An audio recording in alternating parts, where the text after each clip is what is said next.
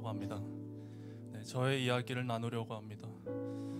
저는 초등학교 3학년 때부터 교회를 나가면서 예수님을 믿었습니다.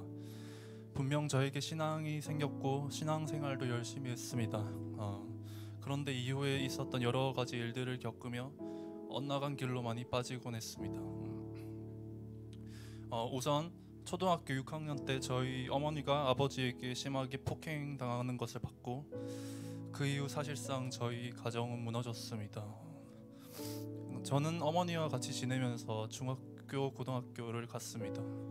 그런데 저희 어머니는 당시 혼자서 돈 벌고 자식을 키워야 한다는 부담감도 있었고, 그에 더하여 자신의 힘든 상황을 저에게 스트레스 푸는 모습을 많이 보였습니다. 도가 지나치다고 느껴질 정도로 저에게 집착이 심했고, 저는 상당히 억압적인 환경에서 지냈습니다. 당시에 저는 이와 같은 문제들로 굉장히 힘들었습니다. 그래서 제가 중학생 때 저희 어머니에 대한 두 가지 인식이 있었습니다. 첫 번째로는 불쌍한 사람, 그리고 그런 중에 나를 괴롭히는 아주 미운 사람. 이 두 가지가 제 머릿속에서 왔다 갔다 하며 너무나도 혼란스러웠습니다. 그래서 중학생 때 방황을 많이 했던 것 같습니다.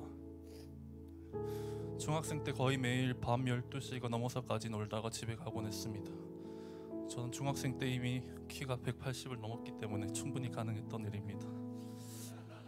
네, 중학생 때 평생 놀 것을 다 놀았던 것 같습니다.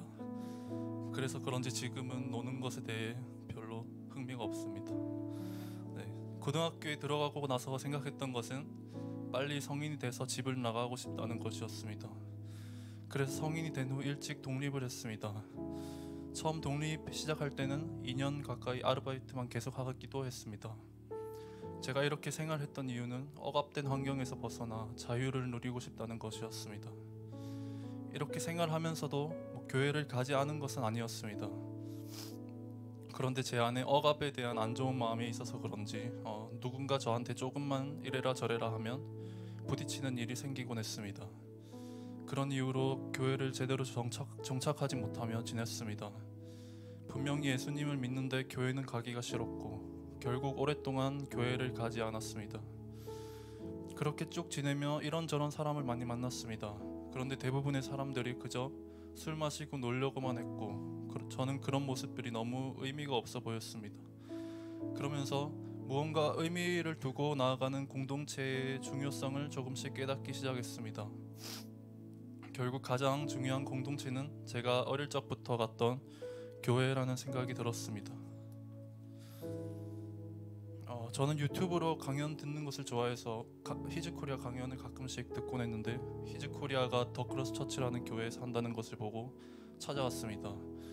물론 용기가 많이 필요했습니다. 이전처럼 또 교회를 중간에 나가버리면 어떡하나 걱정도 됐습니다. 그러나 이제 저 자신이 변할 필요도 있겠다는 생각이 들어 더 단단해졌던 것 같습니다. 원래 공동체 생활을 싫어하던 제가 이렇게 우리 교회까지 왔고 지금 6개월 정도 됐습니다. 저는 지금도 혼자 있는 것을 좋아하고 공동체 생활을 엄청 반기는 편은 아닙니다. 그래도 지금처럼 교회에 정착도 하고 여러 공동체에서 활동도 하고 있는 저를 보면 참 감사합니다. 제가 이렇게 조금이나마 변화할 수 있었던 데는 요한복음 8장 32절 말씀에 힘이 컸습니다. 진리를 알지니 진리가 너희를 자유롭게 하리라. 저는 억압적인 환경에서 벗어나고 싶다는 이유로 이것저것 여러 일들을 했고, 결국 제 삶의 최고 가치는 자유였습니다. 저는 제발 내가 자유로워졌으면 하는 마음을 늘 가지고 있었습니다. 그런데 진리가 너희를 자유롭게 하리라는 말씀을 보면 자유보다 진리가 먼저임을 말해줍니다. 결국 자유는 진리 대신 예수님만이 전해줄 수 있습니다. 제가 이 원리를 이해한 후에는 여러 가지로 용기가 많이 생겼습니다. 중학생 때 제가 저희 어머니에 대해 가지고 있었던 두 가지 인식, 불쌍한 사람, 그리고 저를 억압하는 것 때문에 너무 미운 사람, 이것이 바뀌었습니다.